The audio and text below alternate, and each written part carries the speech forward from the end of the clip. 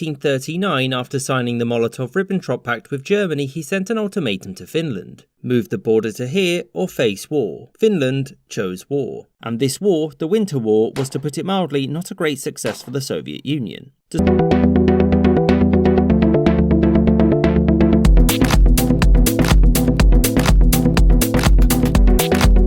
Hi guys, and welcome back to the channel. If you're watching me for the first time, my name is Seed and I am super excited to meet you again. Guys, we're checking out the video today and this one is titled, Why Didn't the USSR Annex Finland? Okay guys, this is a short animated documentary and I am super excited to check this video out. Okay, if you're super excited as much as I am and you haven't subscribed to the channel yet, please smash the like button, subscribe to the channel and turn on that notification bell, guys, so you don't miss out whenever I upload a new video. Okay, to my returning subscribers, I love you guys so much. Thank you guys for always tuning in. Without wasting much of your time, guys, let's check this out.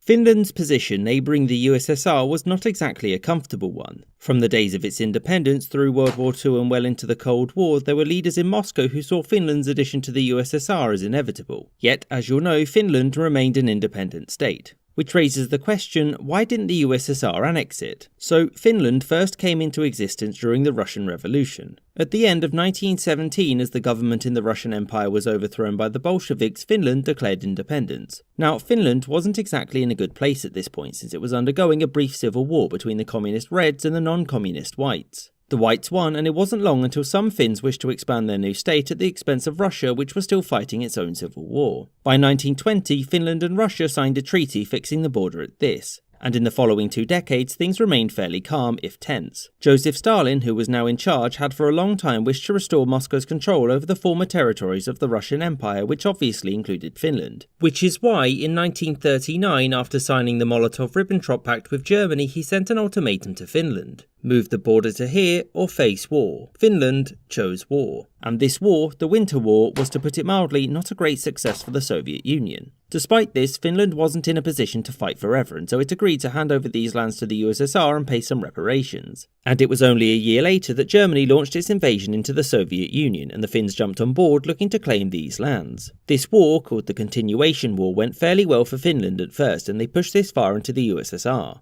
Now, when Germany's advance stalled, so did Finland's, and by 1944 the Soviets had pushed the Finns back to here. And in this year, the Soviets accepted Finnish talks for peace. Now they could, with enough men and effort, have conquered Finland in its entirety, but Stalin opted not to. This was because it would have cost a great deal in terms of lives and material, and they were much needed in the struggle against Germany. There was also a concern that annexing Finland would mean that Sweden would become much more hostile with the USSR now on its border. In the end, Finland had to sign a pretty humiliating treaty. This saw it lose the previous areas that it had agreed to hand over to the USSR along with this territory in the north. It also ordered Finland to unban its Communist Party and place the Finnish leaders from the period of the Continuation War on trial for war crimes. So it won't exactly shock you to find out that the USSR was not on good terms with Finland when the Cold War was at its beginning. Stalin was extremely distrustful of them, and Finnish leaders were, frankly, terrified that the Soviets would make an attempt at annexing them. Some of this stress came to an end in 1948 when the Soviets brought them a proposal, a friendship treaty. This did several things. It stipulated that Finland was allowed to remain a free and independent nation, providing it didn't allow anyone to invade the USSR through it. It also meant that officially Finland was neutral, meaning no NATO and no Warsaw Pact, but unofficially it was expected that Finland wouldn't oppose the USSR in foreign diplomacy. So this policy was known in the West as Finlandization, whereby a small sovereign nation bordering a superpower does as it's told to maintain its independence, although Cuba didn't get the memo. Now, for all of its derision, the policy did keep Finland independent throughout the Cold War. In the end, the USSR never annexed Finland because it didn't need to. It would also have pushed Sweden into the arms of NATO and lost them an agreeable independent voice in world affairs. I hope you enjoyed this episode and thank you for watching, with a special thanks to my patrons, James Bisonet, Kelly Moneymaker, Anthony Beckett. Okay guys, please let us know in the comment section if this video is accurate, if these are real facts. Okay, share your thoughts, share your opinions about this video. Thank you guys for watching. If you have any suggestions or recommendations, always drop in the comment section. Okay, thank you guys for watching and see you guys in my next video. Bye.